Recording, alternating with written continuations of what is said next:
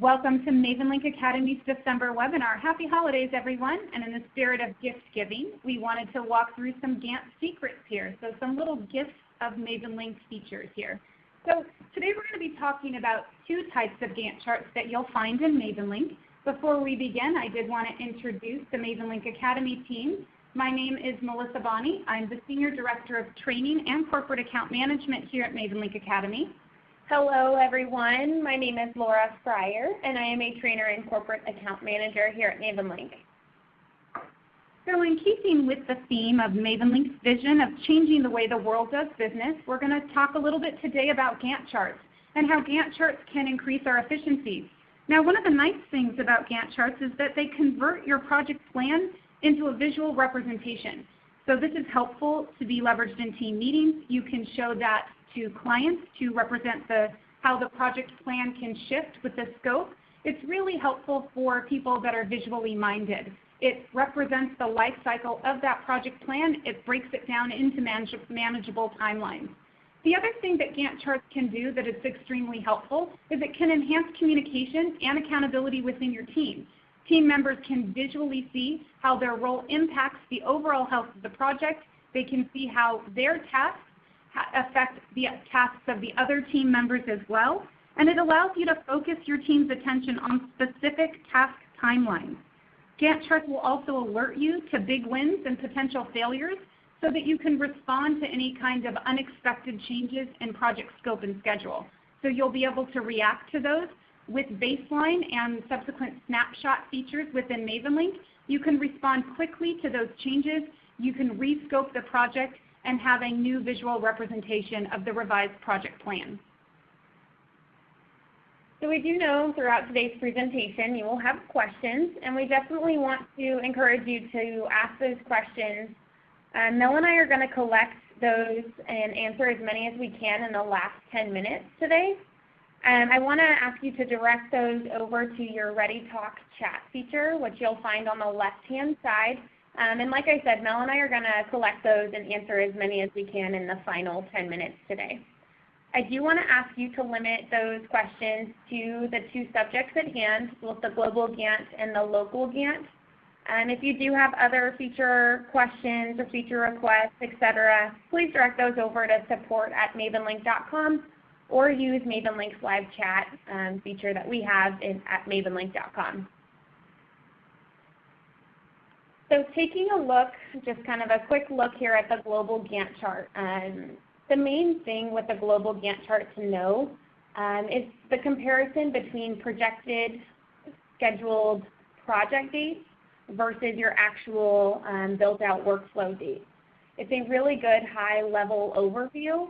It's great to kind of see a visual representation of all of your projects. So the Global Gantt is showing you all of your projects in one quick view to see how everything is doing. And then we'll go ahead and jump into the in-project Gantt. So that's going to be specific to a project. This is where you can take a look at the tasks that you have within the project, both the parent level and the child or sub-level, and you can develop relationships and establish those within that. So that if you need to have any movement, or as we talked about a little bit earlier, if there's a change in scope, then you can push out all of those tasks and it will cascade those changes there as well. All right, so let's jump in app and take a look. So starting out here with the Global Gantt, so how you're going to access that is over in the left-hand side. So in your left-hand navigation, you have a Projects tab bar there. So by clicking on that, that's going to bring you to your project list page. So this is another great view to see your projects overall and their health. But the view I want to go to is the Global Gantt, and that's up here, an option in our views up here in the top right. So we're here at the list view. Then you have your cards view here in the middle. And then finally over to the far right, you have your Global Gantt view. So by clicking on that, that's going to bring you to your Gantt. And again, this is a look at all of your projects in one quick view. Main idea here with the Global Gantt is the comparison between project scheduled dates.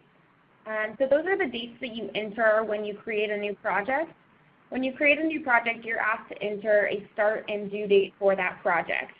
At that point in time, when you're creating a project, you don't necessarily know your actual start and due dates. It's going in and putting in what you hope to, when you hope to start that project and when you hope to complete it.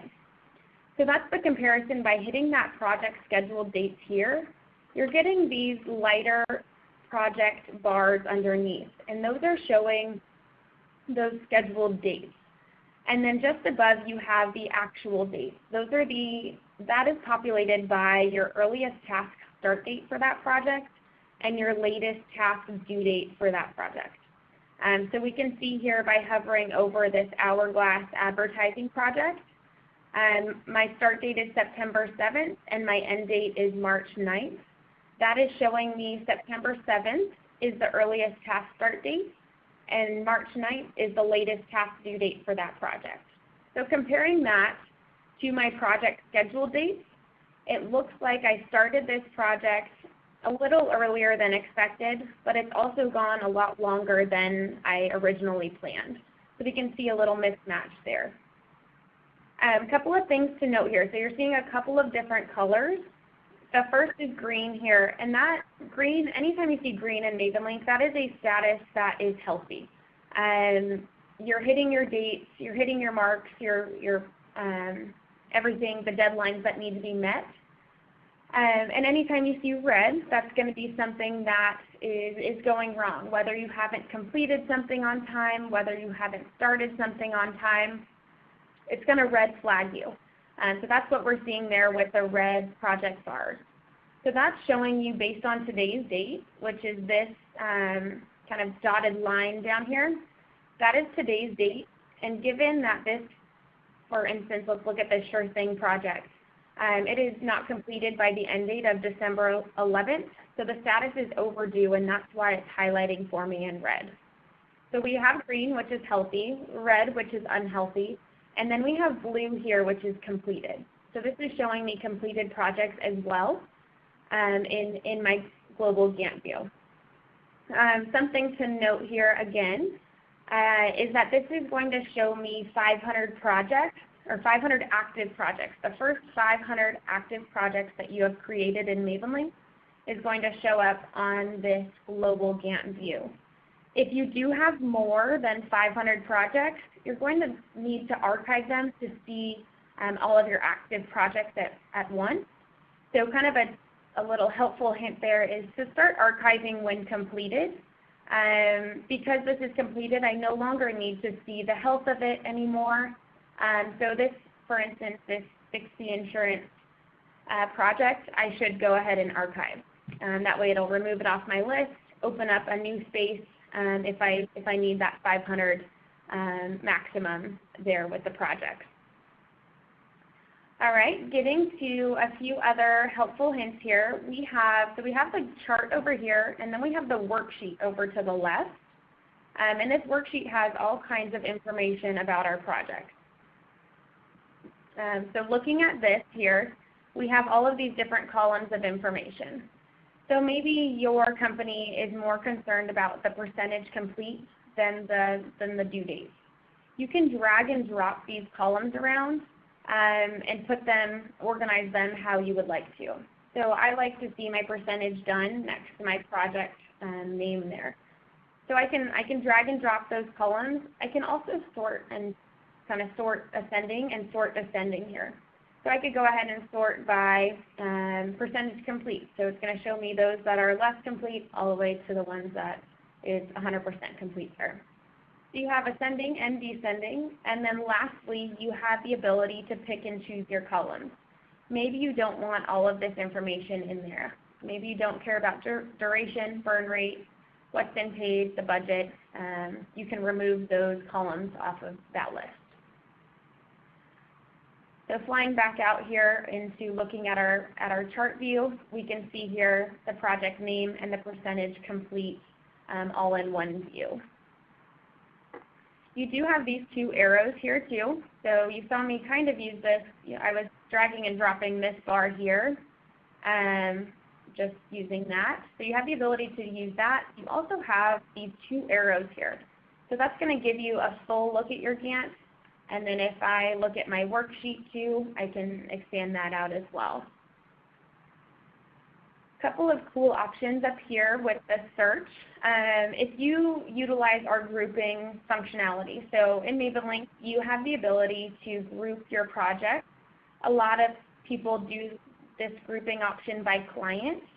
You have the ability to search by client in that instance, or by grouping. So I have created a group called Client A, and these are my 5 projects that are in that grouping. So I can see all of those projects I'm doing for Client A in one quick view in the Global Gantt. I can also search here by project lead. So maybe I just want to look at the projects that I am a lead on. I can go ahead and search my name, and that's showing me just those projects that I am a lead on. It's a really good feature there with the search option. You can also search by individual group as well if you want to do that. So I could go in and search one project there. Getting to our other options in the top middle here, we have our zoom to fit, which is going to push everything to fit in one view, whether it needs to expand all the way out to a yearly view, like mine here is broken up by quarter for the year. It'll expand out to the biggest it needs to be to encompass all of your project dates.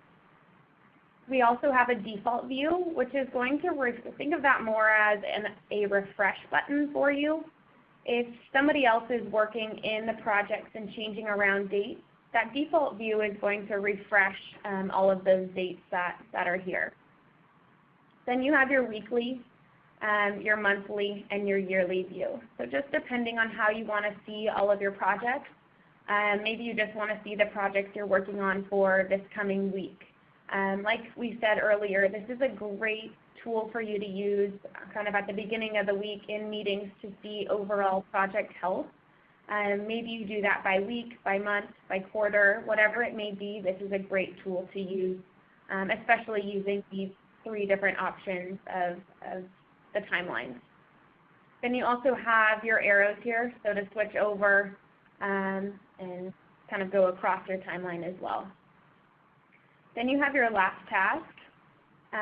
So using that, that's going to highlight, and you can see the last Lazy Horse Ranch is going to highlight when I hit this again. This is highlighting the project with the latest task due date.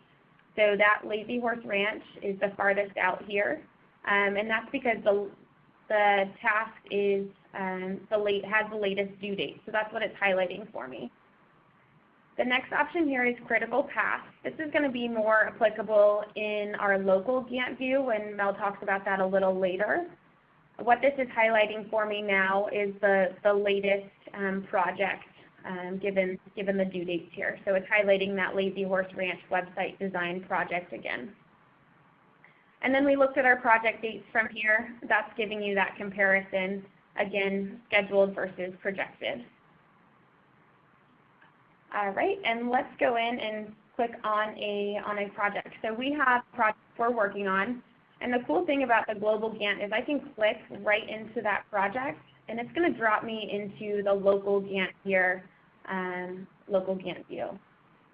All right, so now we're in the local Gantt view. You're going to see that there are some familiar header buttons that Laura talked about a little bit earlier with the zoom to fit, the default, and some of the visualizations of how you'd like to see that from a weekly, a monthly, and a yearly perspective. Now you'll also notice that we have 4 additional buttons here within our local Gantt. And the reason for this is because we're now working in a specific project. So you have the opportunity to collapse all. So if you just wanted to look and set relationships for the independent or the high-level tasks, you can take a look at your project plan from that perspective. You can also take a look at more of the specifics through the Expand All button. Again, you have the option of reprioritizing the columns or choosing what columns you can see, and that's going to change just your perspective of your Gantt chart here within the right-hand side. Now, typically when you are setting up your projects, you're creating a project and you're applying either a template or you've added some tasks that you want to accomplish in that particular project. So at this point, the recommendation would be to come into your Gantt chart and you can start establishing relationships. Now, you can set the dependencies very easily through, it's kind of a game of connect the dots here. Now, you'll notice that when I hover over a particular task bar, it's going to give me some little dots. I can either choose from the front of it or from the back of it. Now, what that is determining is how that relationship is going to be established. So when I am setting this relationship, you'll notice I want to have the relationship from the initial design. So once the initial design has been completed for this particular task, then we're going to start the review process. And the review process cannot start until the initial design has begun. So you'll notice that when I set that dependency, what it did is it pushed out the review task a little bit. And the reason for this is because, again, I can't begin that review process until I have designs to review. Now, what I can also do is I can double click on that line, and it's going to show me the different types of relationships that I can build. So I have 4 different types of relationships, from the finish to start, which is what we just did. We can do concurrencies with the start to start or finish to finish, and then you also have the ability to do start to finish. Now you can see these relationships again by the lines that are drawn. You'll also notice that you have the ability to set a lag.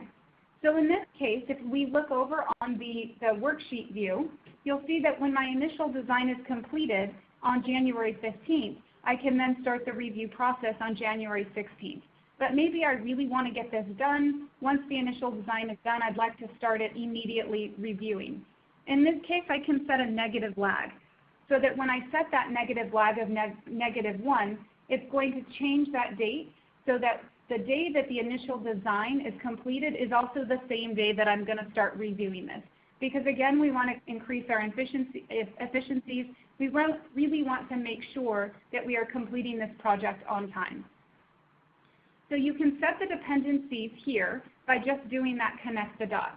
Now you'll notice that if there's any changes in the scope, maybe we had a delay in the initial design, as I move those items here, you're going to see it's going to shift all of the dependent items alongside it.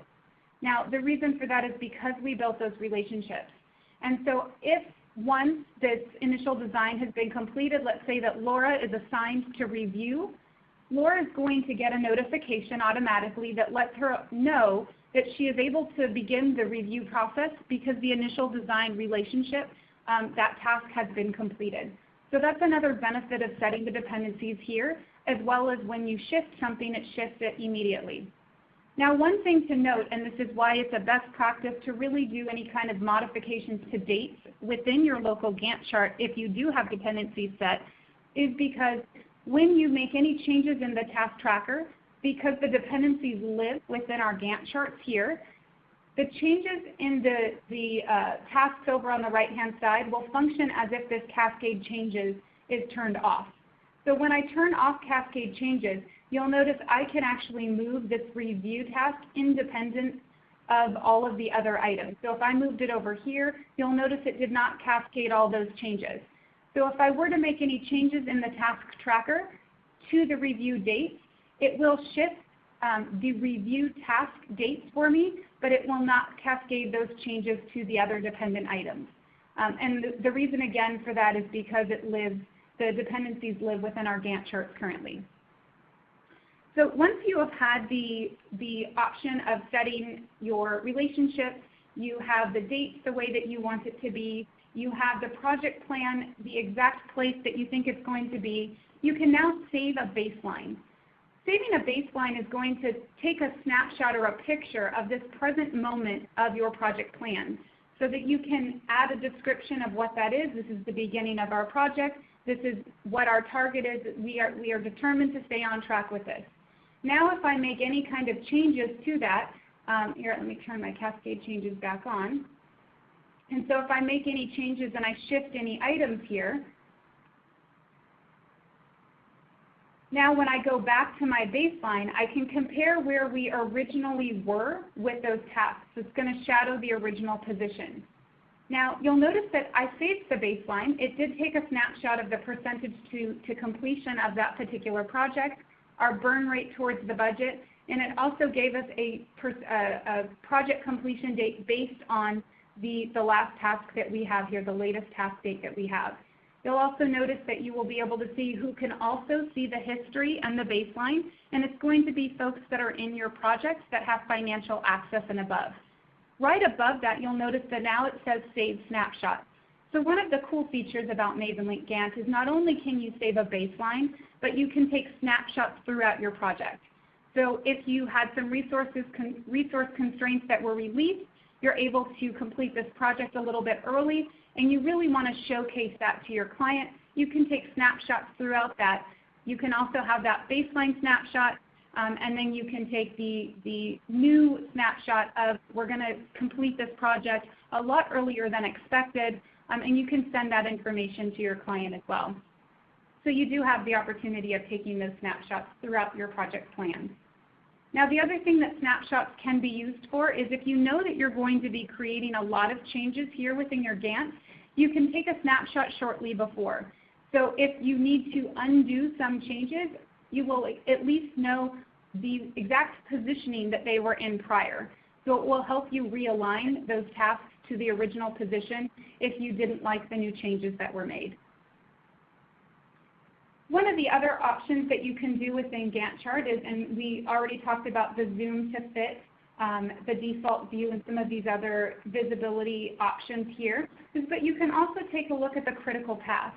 So as Laura talked about, the critical path without the dependencies is really going to be that task that's determining when your project is going to be completed. So typically that task that has the latest end date within your project. So in this case, the critical path is showing that last task, that social media campaign, but it's also linking all the dependent relationships so that any kind of deviation from this particular plan, so if I pull it forward or push it out, that's going to change that completion date for our particular project. All right, so the other thing I wanted to talk about outside of you being able to take a look at a larger perspective here of your Gantt chart is that you can also take a look at the items here in the worksheet. Now Laura already talked about how you can reposition the columns, how you can hide certain columns if you want, but the other nice thing about moving tasks within your Gantt chart here is I can actually drag and drop some tasks here.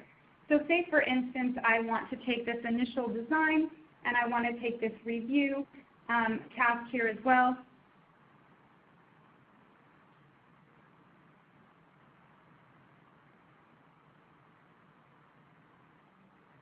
And I want to move it.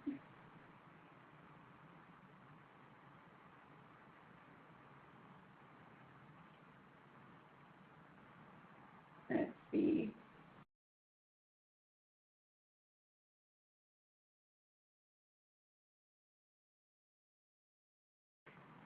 I'll go ahead and help that along. I'll just refresh it real quickly.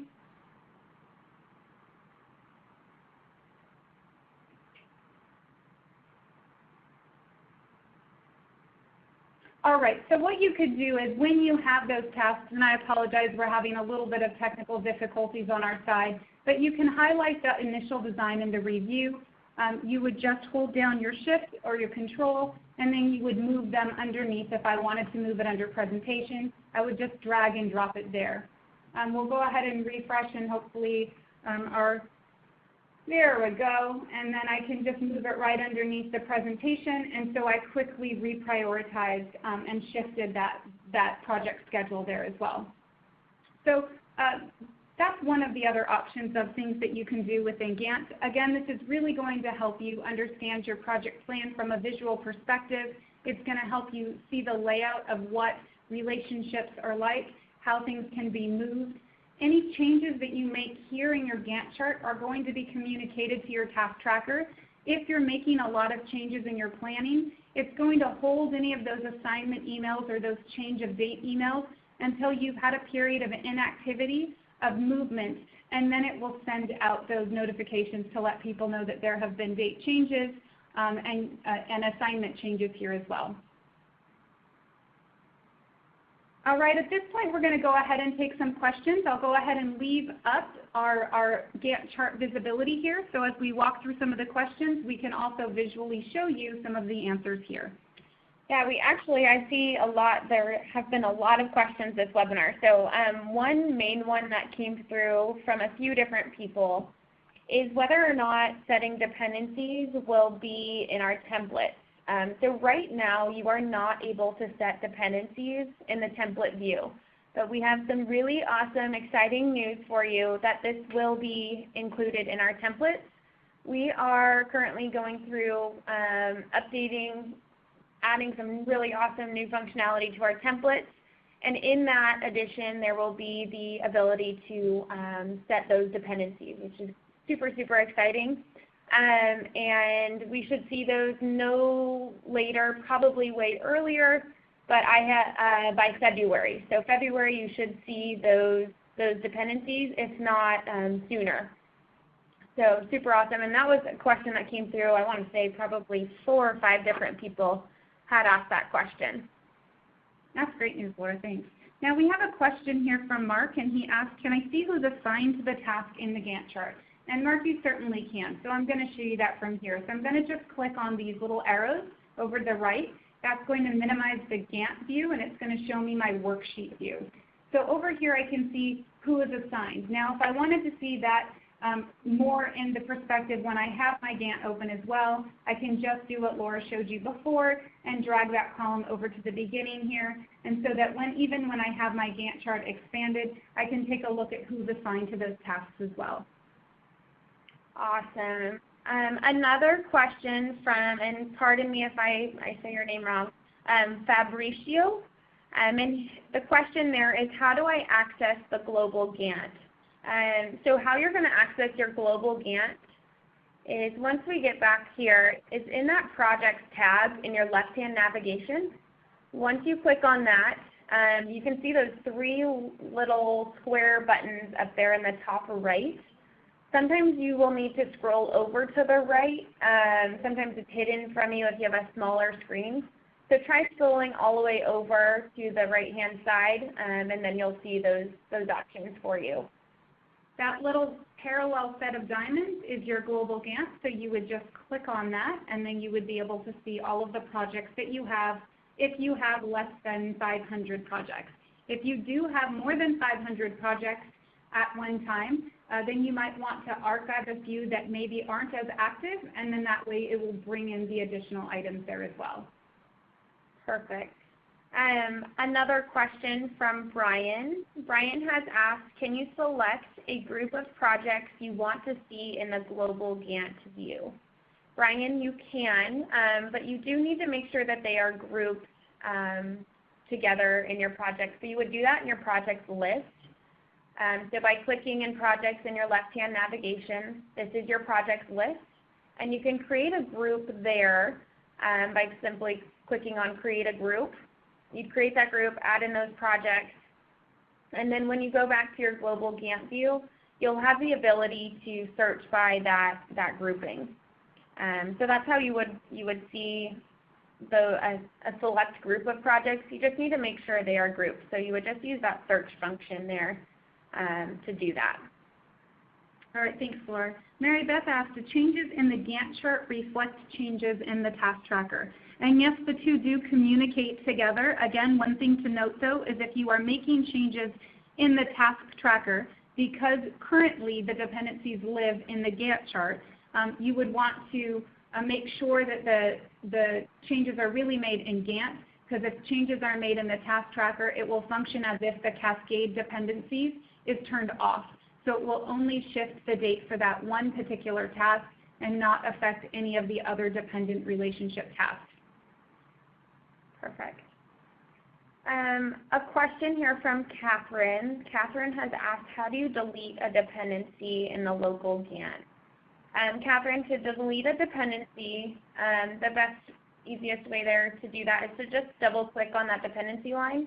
So we're going to jump over to the local Gantt real quick for you. And when you want to delete a dependency, just double click right on that line, or you can use the right click button too to delete dependencies.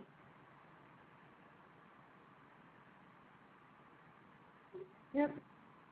So we're showing you how to do that right now. You have to be a little bit faster than I am. All right. Let's see.